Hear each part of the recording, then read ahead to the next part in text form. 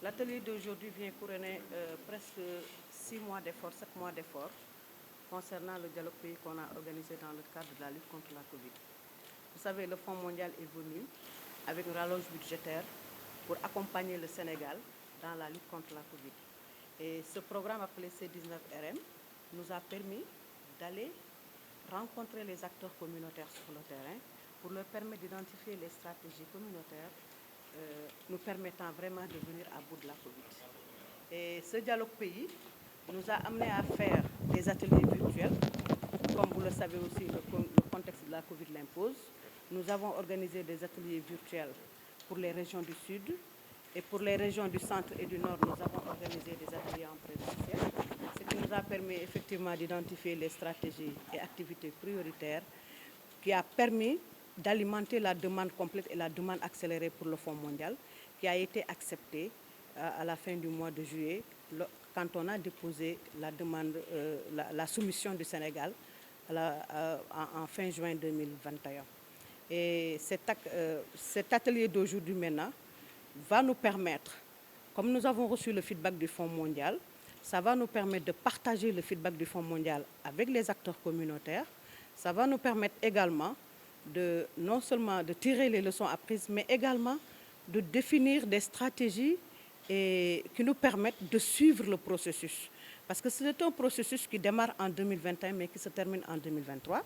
Donc il nous faut des stratégies, il nous faut des activités qui nous permettent vraiment de suivre les activités sur le terrain. Et comme vous le savez, le PR principal du C19RM, c'est la DGS, c'est-à-dire la Direction générale de la santé. Et la DGS maintenant travaille avec les autres PR du VIH, de la TB et du paludisme.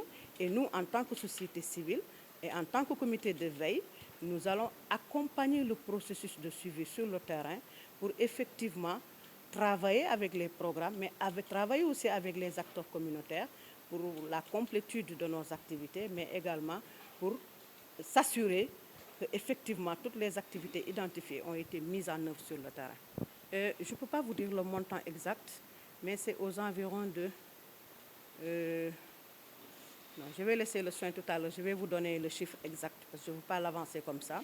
Mais pour dire que vraiment, le Fonds mondial est venu avec des moyens assez conséquents pour adresser. Nous allons demander aux acteurs communautaires, et c'est l'objet de la réunion d'aujourd'hui, nous allons demander aux acteurs communautaires de définir des stratégies qui nous permettent d'accompagner les acteurs sur le terrain. Et entre autres stratégies, ce sont des suivis sur le terrain, ce sont des activités de plaidoyer qu'on va mener, ce sont également des activités de pérennisation, parce que quand même, il faut qu'on pense à la pérennisation. C'est un Fonds mondial qui est là, qui nous accompagne. Mais demain, il faut qu'on pense d'ores et déjà à la pérennisation de ce que nous sommes en train de faire. Et cette pérennisation va nous venir peut-être des ressources domestiques qu'on a ici au Sénégal.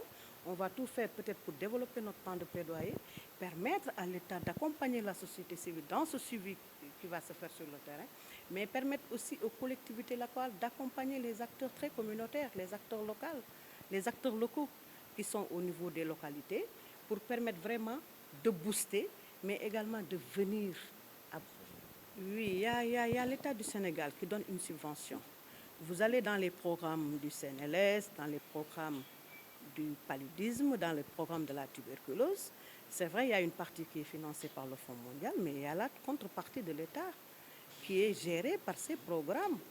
Bon, quand on parle maintenant, peut-être au niveau de la société civile, peut-être que ce n'est pas très visible, mais quand même, comme vous le savez, la santé est une compétence transférée. Et il y a les collectivités locales aussi qui gèrent ces aspects de santé, peut-être au niveau local. Ils sont en train de dérouler des activités de VIH, ils sont en train de dérouler des activités sur le palais et sur la tuberculose. Mais nous, au niveau du comité de suivi, on ne sent pas tellement ces ressources domestiques à notre niveau. C'est la raison pour laquelle nous avons mis en place un plan de plaidoyer qui nous permet vraiment d'aller parler à ces autorités. Mais ce qui nous intéresse le plus à ce niveau, c'est la ressource domestique du secteur privé. Parce que c'est ça qui est important à notre niveau. Si on arrive à mobiliser le privé, si on arrive à demander au privé de s'approprier ce que nous sommes en train de faire, et que si les privés arrivent à adhérer à notre cause, je pense qu'on aura vraiment gagné la bataille du VIH, du palu et de la tuberculose. Et nous sommes en train vraiment de faire pour amener ces privés vraiment à accompagner la société civile. Effectivement, nous avons beaucoup travaillé sur la COVID et la société civile en général. Vous savez, et là, vous le voyez tout le temps, il y a des partages dans les médias, dans les télévisions. Il y a l'ANCS, l'Alliance nationale des communautés pour la santé, qui est en train de faire de bonnes choses sur la COVID. Et l'ANCS est de la société civile. D'ailleurs, l'ANCS nous appuie dans notre programme. Nous avons aussi Plan International, qui est notre troisième pierre de la quatrième pierre, qui gère les aspects tuberculose, paludisme. Là, le plan aussi est en train de faire de bonnes choses sur la COVID. Il y a aussi même le comité de suivi, des membres qui sont dans le comité de suivi, qui sont en train de dérouler des activités sur la COVID. Donc, on est vraiment en phase et on est sur le terrain.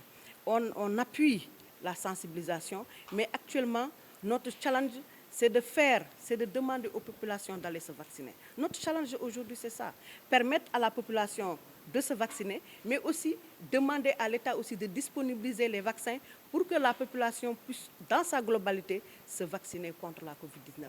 Et vraiment, la société civile est sur ça, pour vraiment accompagner le processus, accompagner l'État, permettre à la société civile d'entrer dans les communautés pour effectivement faciliter la vaccination, mais faciliter aussi, amener les communautés à aller se faire vacciner.